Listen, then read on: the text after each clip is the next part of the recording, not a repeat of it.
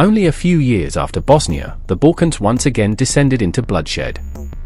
This time, the violence came in Kosovo, a province of Serbia with a majority Albanian Muslim population. Tensions had been simmering for years, but in the late 1990s, Serbian leader Slobodan Milosevic unleashed a brutal crackdown on ethnic Albanians who demanded independence. Villages were burned, families were forced from their homes, and thousands were killed in what the world would recognize as ethnic cleansing. For US audiences, the Kosovo War carried an eerie sense of déjà vu. They had just seen Bosnia's horrors earlier in the decade: camps, massacres, refugees, and now the same dark pattern was unfolding again. Television news showed heartbreaking scenes of families with nothing but the clothes on their backs, trudging through mud and snow to escape Serbian forces.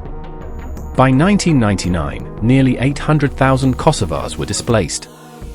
President Bill Clinton faced a difficult decision. After the trauma of Vietnam and the risks of sending ground troops, many Americans were wary of another foreign entanglement. Yet, public opinion was also shaped by the haunting memories of Bosnia. This time, there was stronger support for intervention to stop atrocities before they spiraled into full-scale genocide. In March 1999, the US and its NATO allies launched Operation Allied Force, a 78-day air campaign against Serbian targets. American fighter jets and bombers struck military installations, bridges, and communications networks.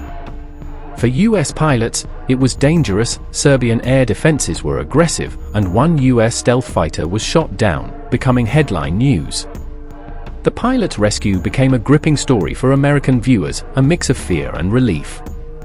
Unlike Bosnia, no ground invasion took place, air power alone carried the weight. Day after day, Americans watched footage of precision strikes on CNN, while also hearing stories of Kosovars fleeing violence. It was a war waged on TV screens as much as on battlefields. Finally, after weeks of relentless bombing, Milosevic agreed to withdraw his forces from Kosovo. NATO troops entered as peacekeepers, and displaced families began to return home. For many US audiences, the moment was both emotional and affirming. Images of refugees waving American flags, children hugging NATO soldiers, and civilians cheering in liberated towns struck a chord. The Kosovo War remains controversial. Critics argued about civilian casualties from bombings, and some questioned whether the US bypassed the United Nations. But for most Americans, the dominant memory is that the US acted to stop ethnic cleansing and protect the vulnerable. It reinforced the belief that America's military could be a force for good, not just self-interest. Kosovo was also symbolic because it showed how much the world had changed since the Cold War. The Soviet Union was gone, but America's role as global leader remained.